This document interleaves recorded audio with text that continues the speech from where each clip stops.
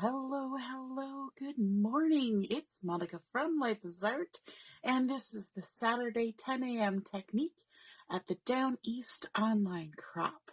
And I am just getting my video going. The technology. How's everybody this morning? Are you enjoying a lovely Saturday? How's the weather where you are? If you're joining me live, just say hello or howdy so I know you're here. And if you're watching later on replay, you can just say replay. We are going to be making a fun fold kind of card or a fancy fold, however you want to look at it. And it's called the Flying Seagull. And you may have seen these online. There's lots of people who have been posting different ones. And so I thought this kind of suited our theme of down east, because whenever you're near the water, you're going to see the seagulls. So I thought that was super fun. And we're going to be looking in the April-June catalog. We're going to be using the Hello Darlin paper pack, which is the featured collection for the month of June. And we're going to use paper and stickers from this. We're also going to be using the same stamp set that I used the other day. Let me see if I can find it. We're going to be using the Hello stamp set. And we're going to be using our circle thin cuts, which I use all the time. They're just a quintessential tool in my craft room. And what else? We're going to have some shimmer trim. Yep. And we're going to do a little bit of an interesting technique on some of our papers. So, we're also using an embossing folder. So lots of things happening this morning. So I'm glad that you have joined me, and let's get started. So we're going to, first off, we're going to look at that embossing folder that I was talking about. And this is the one that I'm referring to.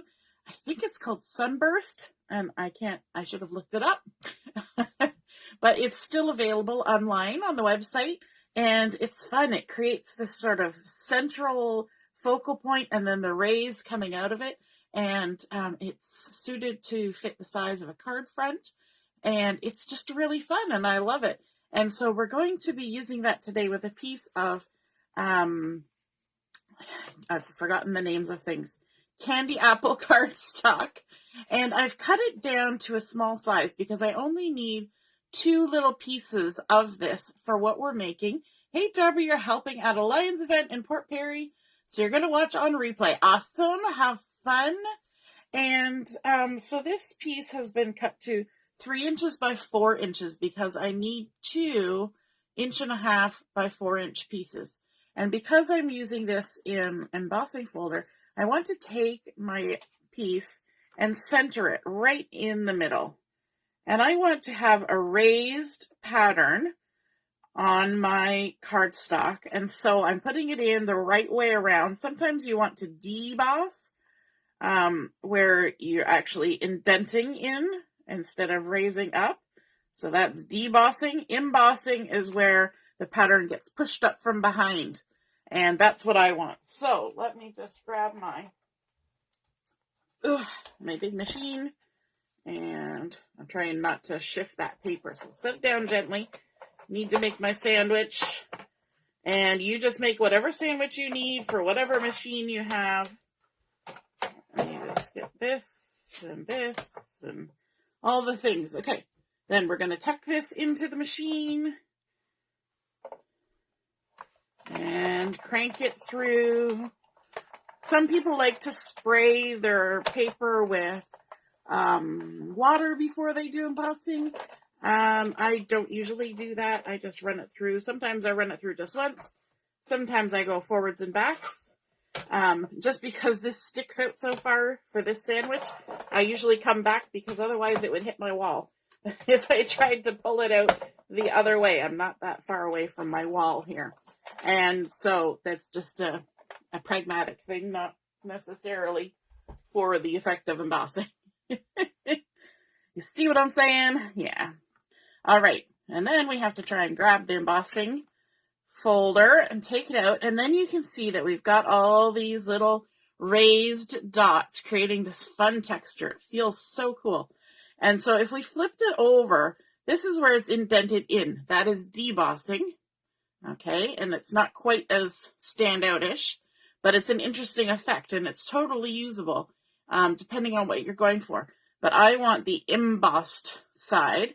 So what I want for this is, for my card, let me just put that out of the way. I gotta grab my little trimmer. For my card, because I wanted to have the effect of the rays, where is my little trimmer? There's my little trimmer. It's in my drawer.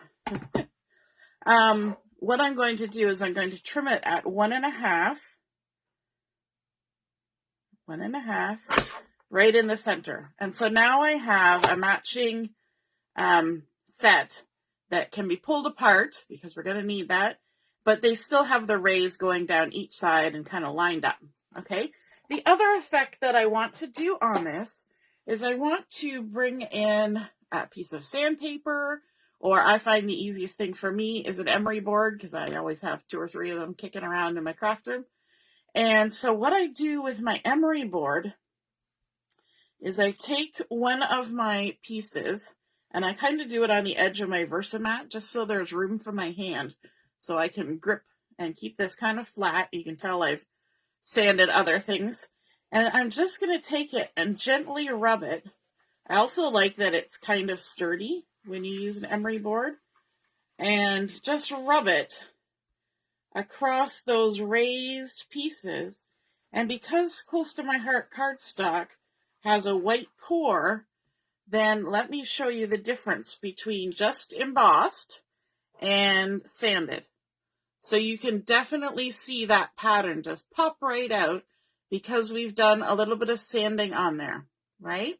And now, because I want it to look even a little bit more stylized, I'm going to bring it back to the edge of my Versamat, and I'm actually going to sand on the edges. And so you just take your sandpaper or your emery board or your sanding block or whatever you have and just sand along the edges. And I think this creates kind of that weathered, shabby chic kind of look. And it kind of is a cool style when you're thinking about the Maritimes and by the sea. Everything looks just a tad little bit weathered. And so it's kind of nice. It's a little bit different kind of edge distressing than, you know, taking an edge distressing tool or a blade and roughing up the edge. The edge is actually still straight. You have just removed some of that paper on the top side, and it creates that worn look and distressed look around the edges. And I think it makes it look a little bit softer too. So that's what we are doing on those pieces. So for this card, the Flying Seagull, you're going to need 2 pieces that are 1.5 inches by 4. Now you can do anything with this. It could be pattern paper, could be just embossed paper. You can emboss and sand like this. It could be foil paper. It could be anything. You just need 2 pieces that are 1.5 by 4 inches. So I'm going to set those aside for a minute because we've got a few other things to do. And I'm bringing in the main part of the base of our card, and we need 2 pieces that are 8 3/4. Sorry, let me say that again. 8 3/8. That's a very different measurement. 8 3/8 by 4 1/4. That's where the quarter was coming from. That was stuck in my brain.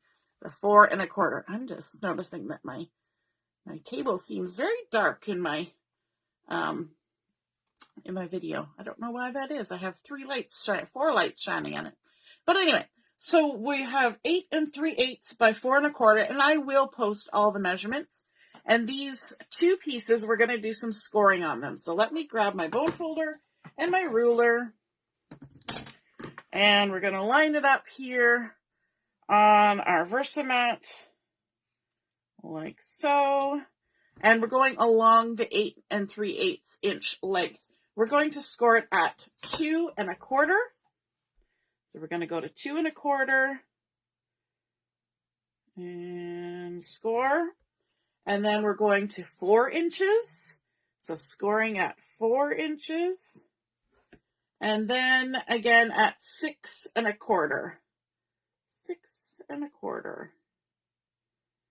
There we go. So we scored at 2 1/4, 4, and 6 1/4. Okay. Now we're going to do the exact same thing with the other sheet. We're going to line it up. Same scoring. If you've made a flying seagull card before, just let me know in the comments. So we're going to score it at 2 1/4. I always have to remind myself. I don't trust my memory to remember. 2 1/4, 4 inches, 4 inches, and then 6 1/4. There we go. I can put my ruler away. And now we need to do the folding for these 2 pieces of paper. So let's start with one. Sorry. The first panel that is the 2 1/4 inch. This score line, we need to create a mountain fold. Good morning, Michelle. So at the 2 1/4 inch, we're going to create a mountain fold. And to do that, we push up from behind and fold the pieces back. So we're creating a mountain. See, it's going up when you look at it that way. We're just going to make sure everything lines up. Give it a nice score, a nice crease. So we've created a mountain fold. Now the next 2 score lines, the 4 inch and the 6 1/4, we're going to create valley folds.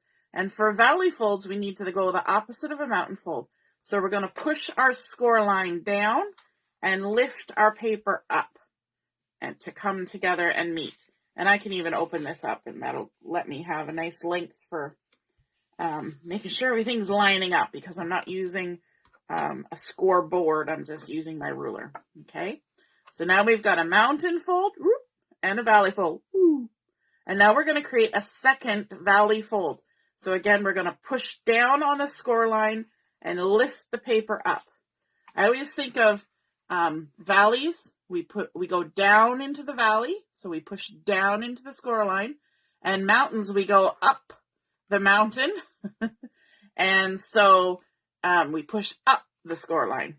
So if you can keep that in mind, that'll help you remember mountains and valleys. There we go. So now we have a mountain fold and 2 valley folds. Okay. Now we need to do the exact same thing with the second piece. Let me just make sure I've got my 2 1/4. So there's our 2 1/4 inch score line. We're going to make a mountain fold. So we're going to push up the mountain and fold it.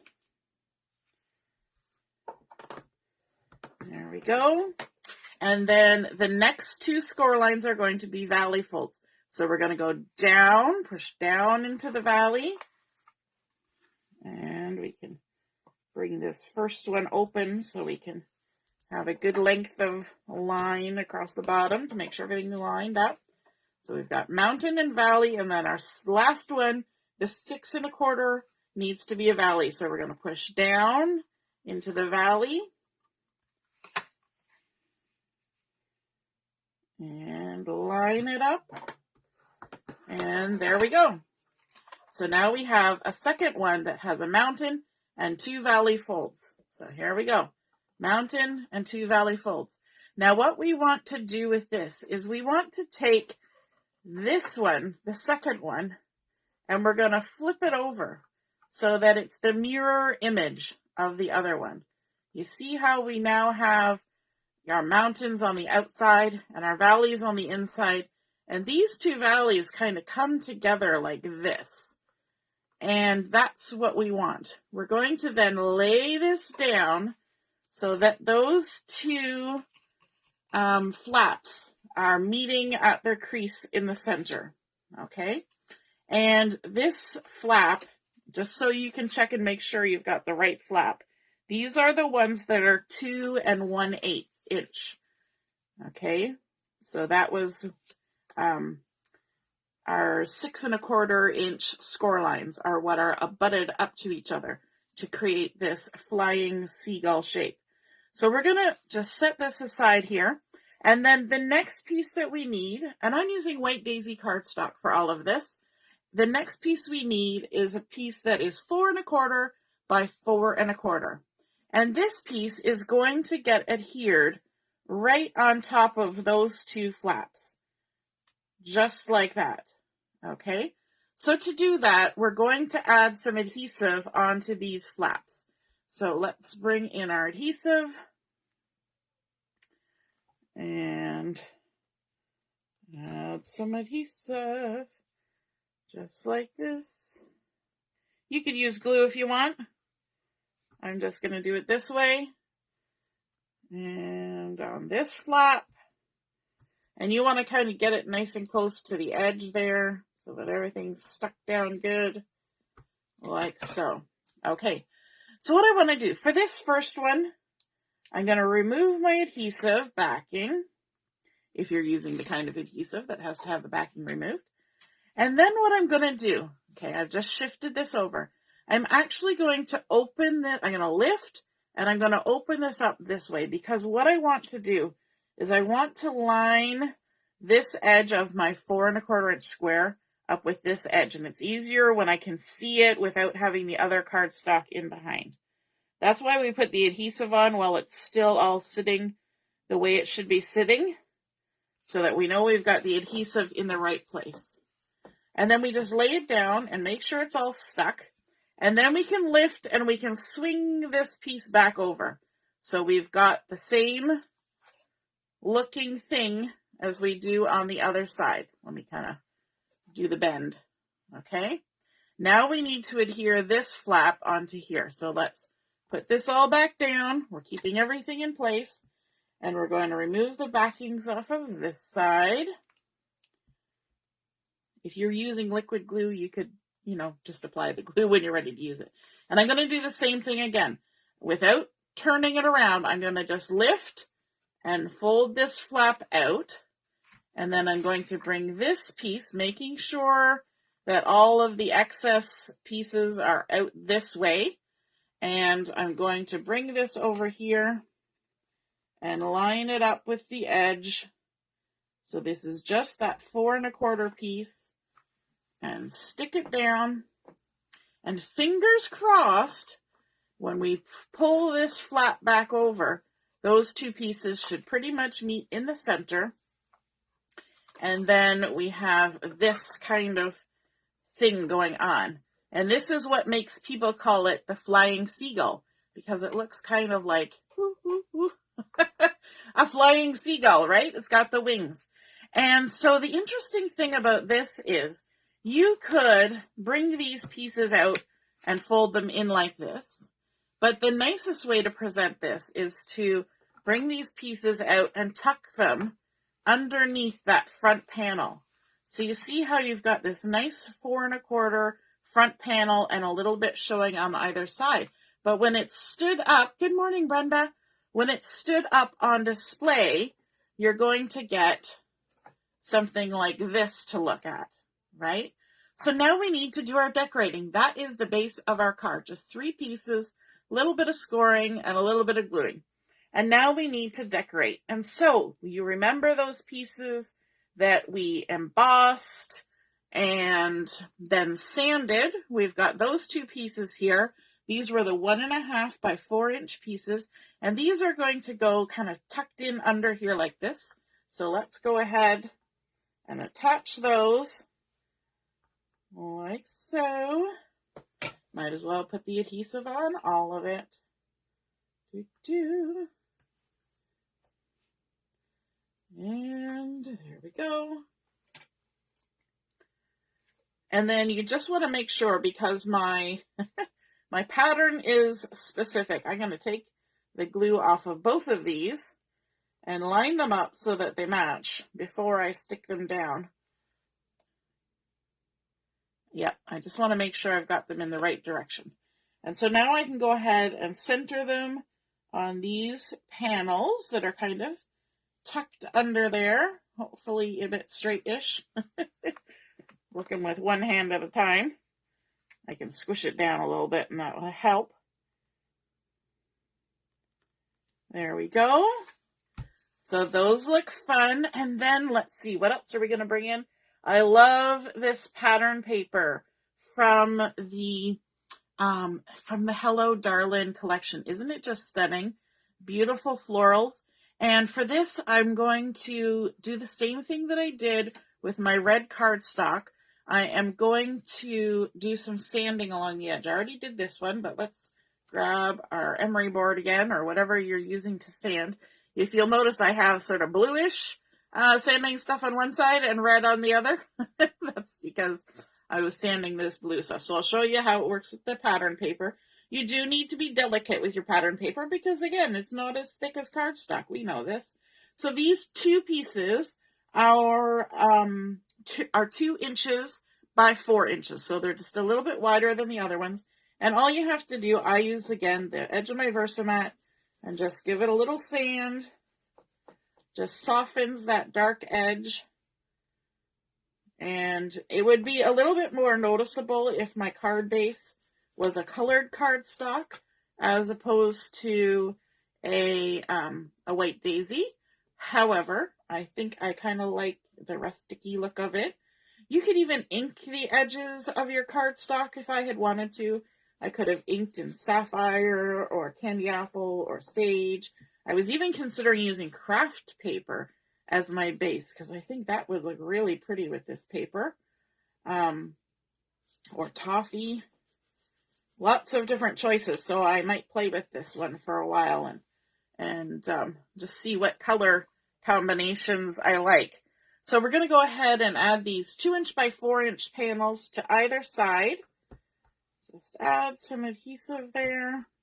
And now you may think this is odd, unless you know flowers, but there is sort of a direction to this pattern paper, and it's only really indicated by this particular flower here.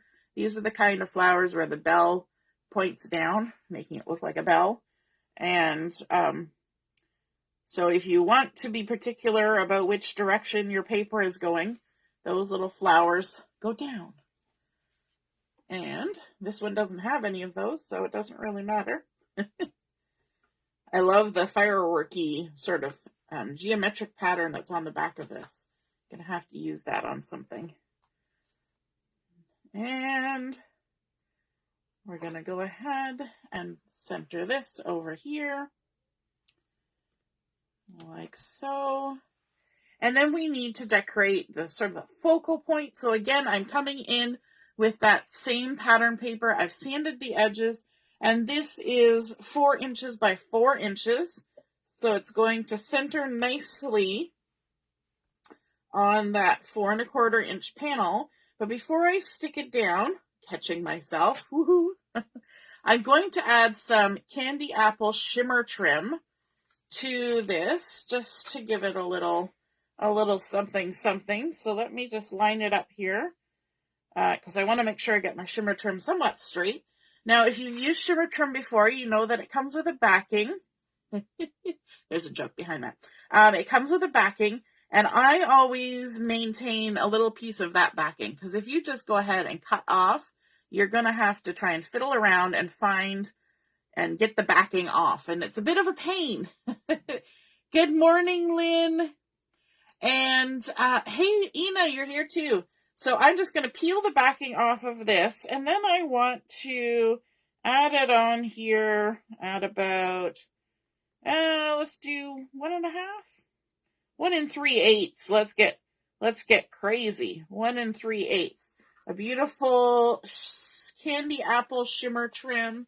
And then all I do is I flip it over to the back side, and then I can trim off my shimmer trim. If you wanted, you could wrap it around the paper, but it's pretty thick, and so to keep my paper laying flat, I like to just trim it off.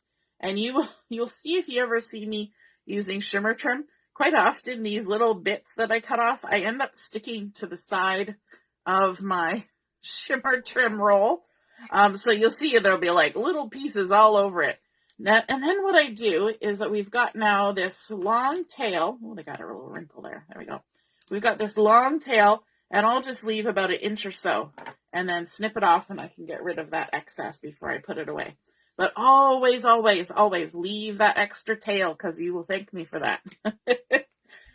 And now we can go ahead and adhere this to the center of our card. Peel that all off. Good morning, Carol. Oh, Michelle, yes, I knew you would get my joke. Ha ha ha. It's got adhesive on the back. You're not the only person that's ever had that problem. There we go. So we've got that. Oh, I love that. The shimmer trim. Woo, so pretty. Okay, now we want to add our sentiment on here. And for this, I've used my favorite thin cuts, the circles thin cuts, which, yay, are back available again. And I used the 2.5 inch size to create this nice circle, just using regular white daisy cardstock. And I'm going to stamp this up using the Hello stamp set. And I'm going to use the Hello Sunshine on here. I was thinking Hello Friend, but I think Hello Sunshine, just because we've got all these beautiful flowers, and then we've also got these rays from that sunburst embossing folder. So I've got Sunshine and I've got Hello on my blocks, and I'm going to use Sapphire ink because, you know, that's the color that's going around on this card. Let me just scooch some things so I can get my stamp pad here. And so I'm just going to ink up with the Sapphire and stamp our Hello. I'll maybe do the Hello on a bit of an angle because it's kind of scripty. There's our Hello. I love the way that Sapphire ink comes out. And then our Sunshine. Ink that up. I'm not even sure if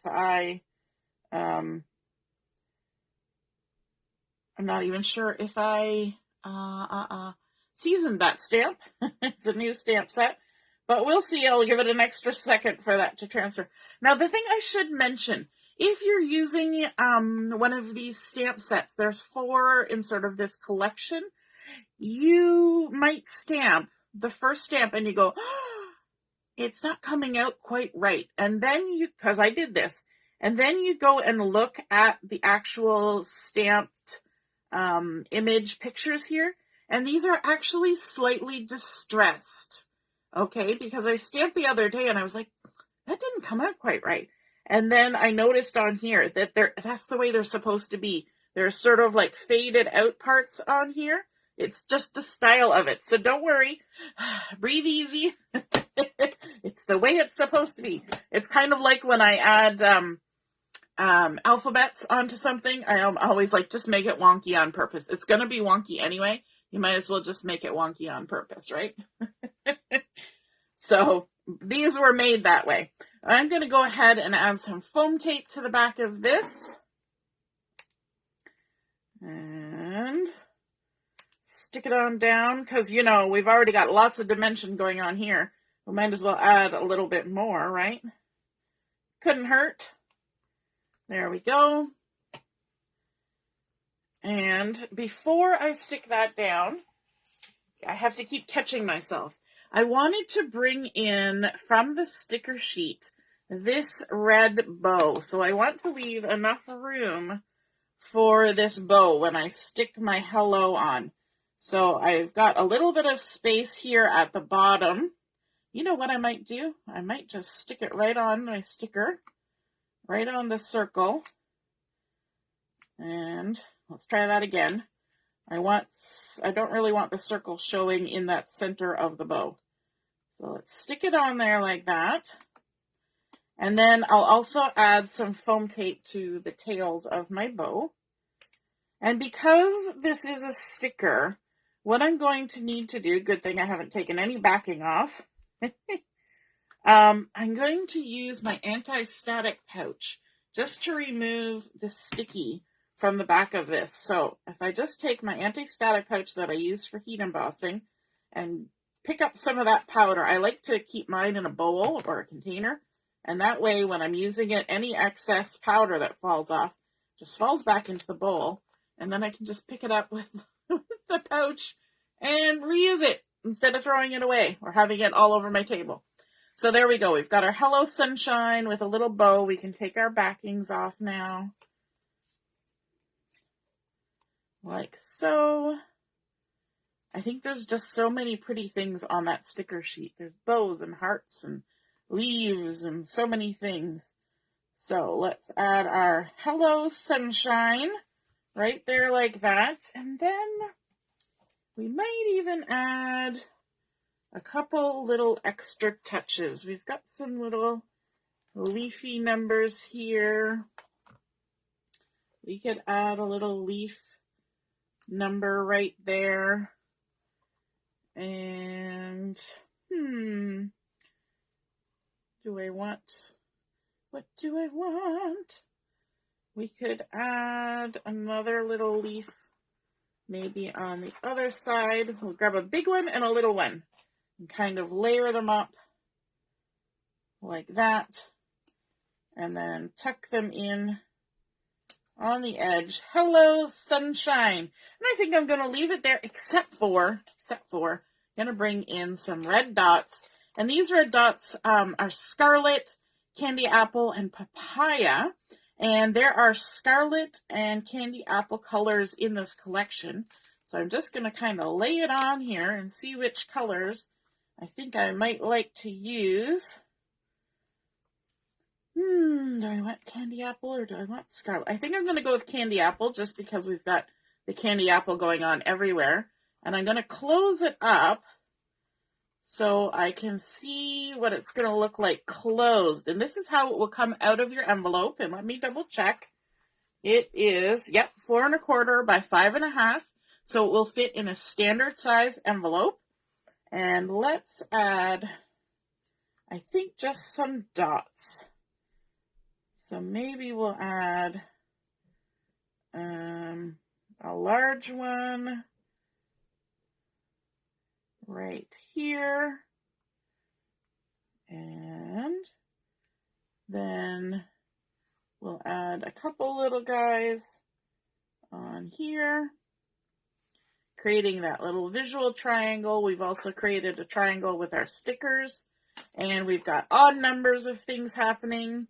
Because even though we have 3 leaves over here, we only have 2 over here, but it's also 3 stickers. Lots of fun there. And then when it comes out of the envelope, it does one of these. And how cool is that? It stands up and creates such a pretty display. Now, you think, where am I going to write my message? Well, that's simple. You have oodles of space. You could write a whole novel on the back of this card. Look at all that space to write your message, and it kind of keeps it private because if it's on display, nobody will see your message. And I think this is just such a pretty card, and I hope you guys give it a try. It's the Flying Seagull, and if you do give this a try, take a photo and pop it in the comments when I post the photo, because I always love seeing your artwork. Have a wonderful rest of the day, and we will be back on at noon for Chat and Craft. All right, toodaloo. Bye.